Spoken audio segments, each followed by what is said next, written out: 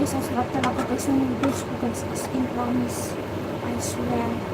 So, sa mga kaluluwa ng mga binikanan ko. Ang mga mata. Tatakpan ko mga tatsi. Ano lang yun siya? Ay, kanin. Ano pala, may laman pala dito. Saan ko ito ilalagay? Yan naman yun sa mga kabulito. Actually, hindi yan pwede. So, dito na naman kayo tingin.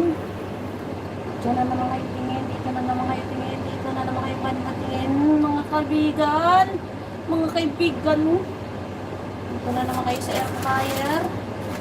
Ilalagay na naman natin itong binili natin na manok.